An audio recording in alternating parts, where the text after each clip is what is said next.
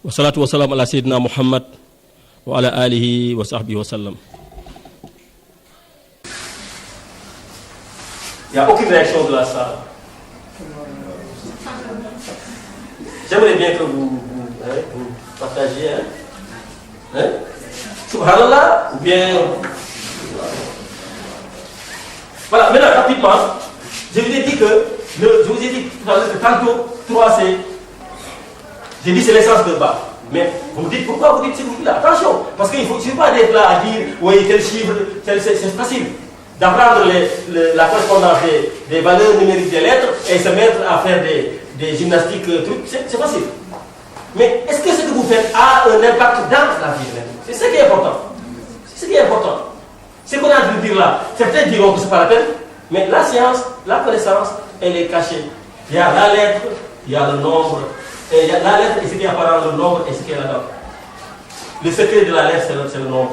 Donc, ça a dit, la connaissance, c'est les sciences. C'est pourquoi moi, les scientifiques, je suis du côté des scientifiques. Je n'ai pas eu la chance de faire les sciences, mais chaque fois qu'un élève me dit qu'il fait science, je suis admiratif de lui. Parce que la science, c'est ça la connaissance. Je ne veux pas dire que les autres ne connaissent pas, mais la science, quand même, c'est vraiment la vraie connaissance. J'ai dit donc le point là. Pourquoi je dis c'est chaque chose, l'essence de chaque chose, c'est quoi? Pourquoi je le dis? Je dis ça pourquoi? Parce que Dieu, quand on se met à dire, bon, cette chaise-là, elle vient d'où? Bon, il m'a dit que toute chose vient à 3 essences. Tout ce qui existe à 3 essences. Cette chaise-là, comment je peux savoir qu'elle a 3 essences? Je te dis d'abord, ramène-le au plus profond de son histoire. Tu vas dire, oui, la chaise a été fabriquée par tel usine. C'est cela, tu vas aller à l'arbre, tu vas aller à beaucoup d'éléments. Mais tout ça, tu vas aller où? Tu vas aller à Dieu. Mais à Dieu, là-bas, il y a une sphère réservée à ça. Plus lointain encore, c'est quelle sphère? C'est le Qidam. Le Qidam, c'est lui, Dieu, il a toujours été là. Il a toujours été là, personne ne l'a mis là. Il est le premier par essence. Il est le premier, personne ne l'a mis là-bas. Il est éternel, personne ne le voit ça. Il restera là. Il est l'apparent et il est le cachet. Mais donc, le premier point, c'est Qidam. C'est clair? C'est logique. Le second point, c'est Ilm. C'est la connaissance. Quand cela a été sur le point de mettre, d'insuffler l'âme dans le roux, dans Adam, mais il a appelé les gens. Mais quand les gens ont dit aux gens que les informent qu'il va l'amener sur terre pour qu'il soit son calife, mais ils ont dit, tu vas amener là-bas quelqu'un qui va faire le mal, qui va pervertir, qui va verser le sang. Mais Dieu a dit, mais je sais. Il n'a pas dit, je fais ce que je veux. Il a dit, je sais ce que vous ne savez pas. Je sais ce que vous ne savez pas. C'est-à-dire que tout est à la base de la connaissance. Si vous voulez réussir dans la vie, si vous voulez être respecté, ayez de la connaissance. Si vous voulez vivre heureux, ayez de la connaissance. Si vous voulez être, même si vous n'avez rien, au fond de vous, vous avez une joie inexprimable, c'est la connaissance. Si vous mettez à rechercher, à faire des recherches dans les plus profonds secrets de ce pantalon, vous verrez qu'en ce moment-là, quelqu'un peut sembler triste, sembler en tout cas au bas de l'échelle, alors qu'il est radieux, alors qu'il est dans les sphères les plus lointaines, parce que son cœur est loin, parce que son cœur et ses énergies sont positives. Après les ilms, c'est le wujud. Le wujud, c'est l'existence. C'est le wujud. Le wujud, c'est l'existence. Donc, la chaise existe. Parce que la connaissance, en fait, elle a été créée.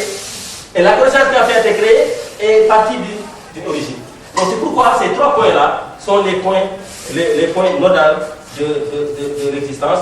Et si on fait, on prend, je disais tantôt, Iqra bismi rabbika allazi khalaq, khalaqa al-insana min 'alaq, Iqra wa rabbuka al-akram allazi 'allama bil qalam.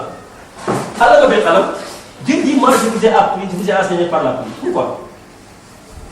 Mais ça, il faut savoir s'arrêter dans le Coran. C'est important. Si vous lisez, à chaque fois que vous lisez, vous dites, mais pourquoi il a dit Allah Nabil Allah? Pourquoi il ne nous a pas appris directement? Comme il dit que vous m'appelez, je vous réponds. Pourquoi il ne nous a pas enseigné? Pourquoi a-t-il besoin de plume pour nous enseigner? Parce que la plume est un intermédiaire. Parce que Dieu a pu chercher des intermédiaires quand il s'agit de lui à nous. Tout le temps, il a cherché des intermédiaires. Cet intermédiaire te cherche. Cet intermédiaire-là te permet de dépasser cet intermédiaire et de le mettre à lui. Mais sans ça, tu ne peux pas atteindre Dieu. Sans le Coran, sans l'islam, sans le prophète, on ne peut pas atteindre Dieu. Parce que c'est lui, subhanahu wa ta'ala a dit, le seul exemple parfait, votre exemple parfait, c'est le prophète. Si vous voulez aller à Dieu, il faut aller au prophète. Et le prophète qui nous a dit, c'est lui qui nous a transmis. Alors,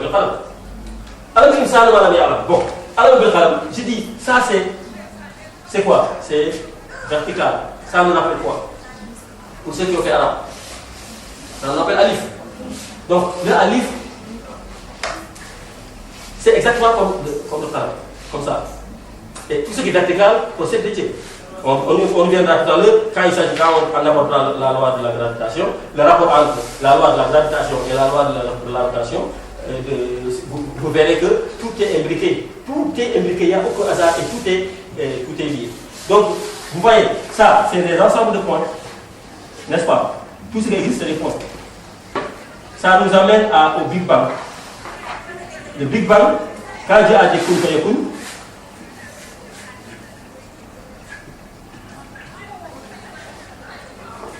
c'est un seul point. Et à partir de ce point-là, tout a été créé. Et les scientifiques ont découvert que c'est le Big Bang qui est parti d'un point. Dieu a dit, il y a 1400 ans au prophète,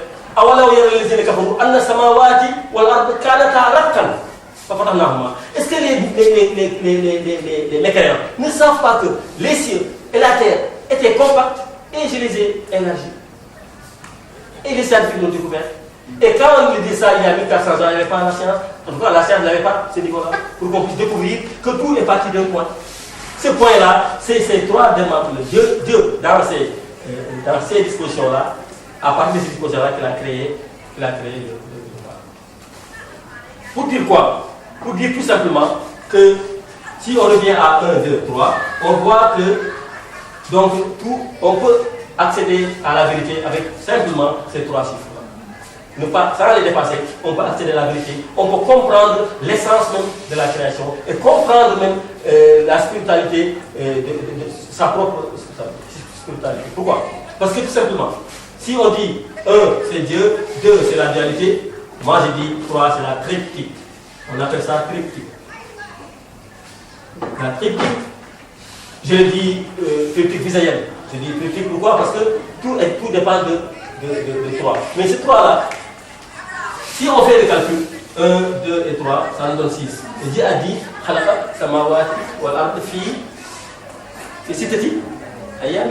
j'ai créé les cieux et la terre en 6 jours. Mais Dieu dit, moi j'ai créé les cieux et la terre en 6 jours. Et tu es de barbe comme ça. Ça ne t'interpelle pas.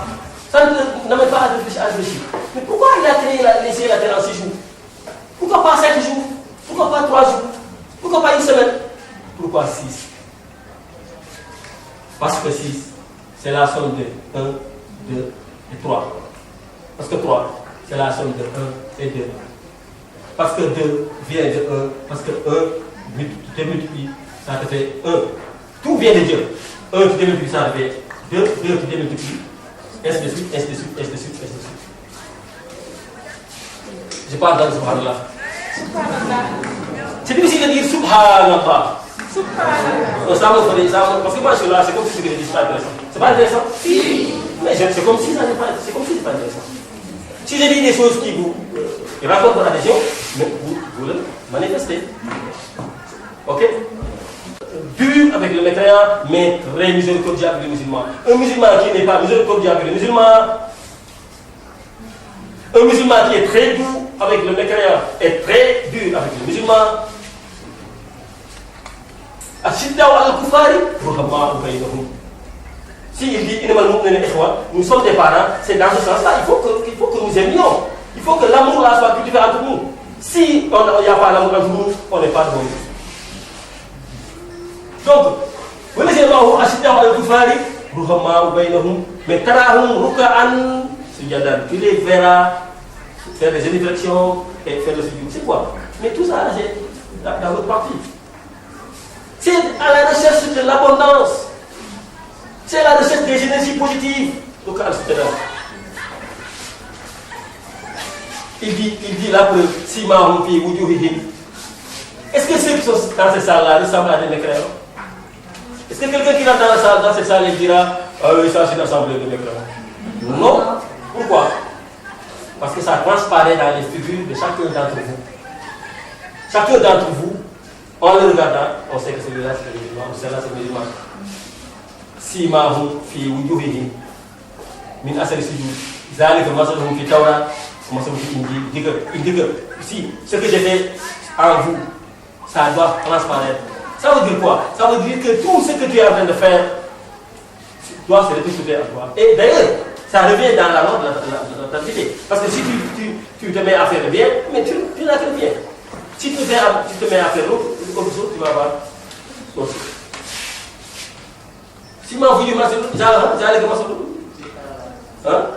Voilà, c'est là où c'est intéressant. Il dit que maintenant il a en donné l'exemple du musulman là, qui est plein de lumière, jusqu'à ce que cette lumière-là transparaisse dans son visage. Il dit que c'est comme une semence qui sort de son pouce. Il se raffermit.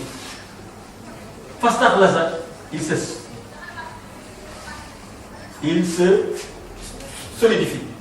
Il se rapproche sa solidité.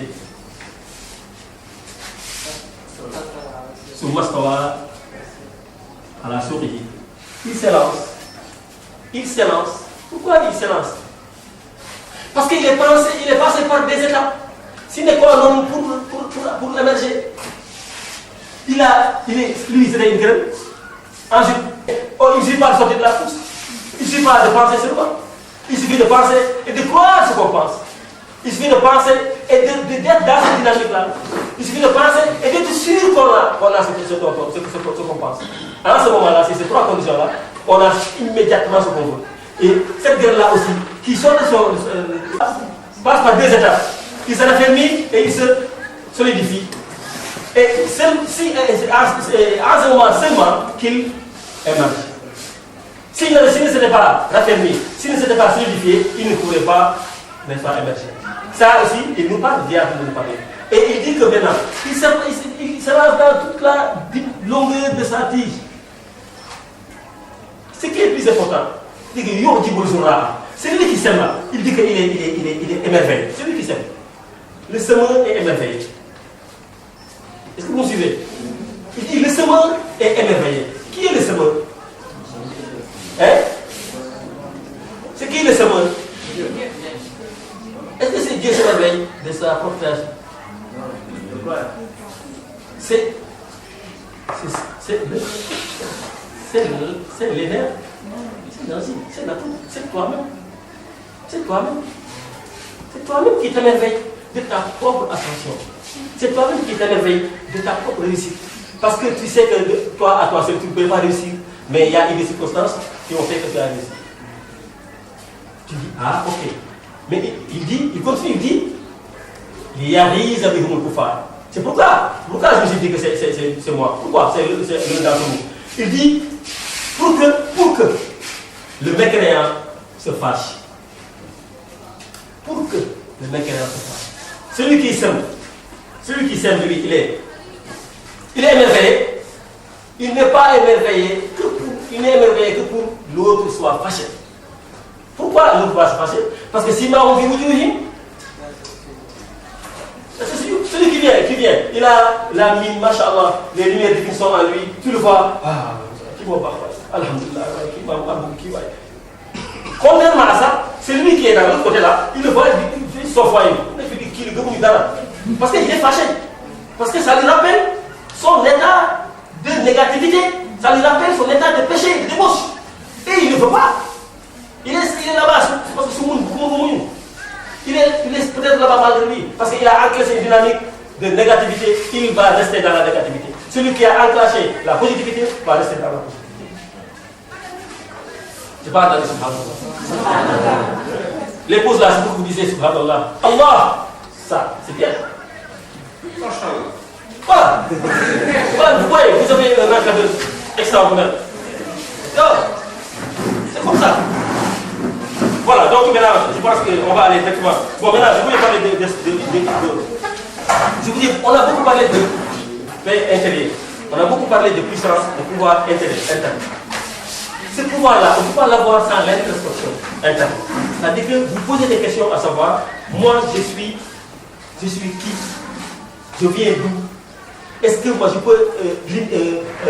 peux cerner mon existence en moi-même? Non. Tu rencontres ce vide-là que tu rencontres, c'est cette étincelle-là qui va t'aider à aller à Dieu. Et chacun de nous qui réfléchit dans ce sens-là va rencontrer ce vide-là parce qu'il va dire, moi, on m'a dit que je suis né de tel père, de telle mère. La plupart du temps, c'est possible que ça ne soit pas vrai. On voit quelqu'un qui dit papa, maman, une fois grand, on lui dit non, c'est pas papa, maman. On a fait que dire que c'est celui-là ton père, c'est pas une connaissance. La connaissance que tu acquiers, c'est celle qui vient de toi. Maintenant, une fois que tu fais cette introspection-là, tu dis, man, je viens d'où? Dans mon fond intérieur, je ne sais pas. Quand? Je ne sais pas. Donc, c'est pas moi. Il y a un être qui m'a mis. Tu racontes Dieu avant même le Coran, avant même le prophète. J'ai dit à un de nos amis, Marabout, il me dit, mais subhanallah, ne dis pas ça. J'ai dit, si, le prophète avant de venir, avant que le prophète devienne, il te trouve en tant que tu es déjà une entité venant de Dieu. Donc le prophète, parce qu'il ne peut pas te parler de Dieu sans que toi-même tu racontes Dieu. C'est pas possible. Si tu ne racontes pas Dieu, personne ne peut te parler de Dieu. Il te rappelle, c'est cela le zikr est important. Il te rappelle simplement. Mais toi, c'est à toi et à toi seul. C'est à toi et à toi seul d'aller à la conquête de l'abondance, n'est-ce pas, d'énergie qui peut te sauver. Subhanallah. Voilà, c'est bien, ça commence à marcher. Mais subhanallah, c'est un peu plus. Voilà, on passe au second point. Le second point, c'est le trésor. Bon, ils disent que l'univers te donne tout ce que tu veux. Je disais tantôt qu'il y a beaucoup de gens qui disent que c'est le shirk. Tu dis, je demande à l'univers me donne. C'est le shirk. C'est du vocal. C'est-à-dire, tu dis que oui, l'univers que Dieu a créé là, c'est lui qui me donne. C'est le shirk. Maintenant, mais si tu revois, tu dis, Dieu a mis l'univers. Il a dit, j'ai créé les cieux et la terre, et ce qui est entre eux. Ce qui est entre les cieux et la terre, c'est pas le vide. C'est pas pour rien que Dieu a dit ce qui est entre eux. Parce que s'il n'y avait pas quelque chose, il n'avait pas dit ce qui est entre eux. Il a dit, point. Mais il a dit, moi, c'est parce que moi, c'est cette énergie-là qui Dieu a tout mis là-dedans. Pour que demain, sa justice-là soit vérifiée. Parce que si Dieu ne nous a pas laissé à nous-mêmes, demain, la justice n'aurait pas de sens. La justice a un sens. Pourquoi? Parce qu'on est tous sur le même pied d'égalité. Tout est là. Si tu t'échines, tu travailles à aller vers le bien, tu réussis. Si tu ne le fais pas, tu optes pour la facilité, pour le nafs, pour tout ce qui te amène en bas comme la loi de la gravitation, tu vas en bas. Mais ceux qui vont en haut et qui vont dans les lumières de Dieu, c'est ceux-là qui savent profiter de ce qui nous a donné. Maintenant, le fatalisme là dit, il y a la barre. Tu es là à dire, moi je dis, on peut demander à Dieu, mais on ne peut pas demander l'intervention de Dieu. On doit faire appel à Dieu. À tout moment, à tout instant. Mais on ne doit pas à chaque fois réclamer, parce que Dieu t'a tout donné. C'est comme si quelqu'un te dit, je donne tant de milliards, tant de privilèges.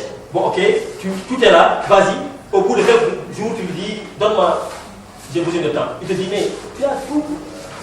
Mais tu ne peux pas donner. Il va t'en vouloir, parce qu'il t'a tout donné. Dieu aussi nous a tout donné.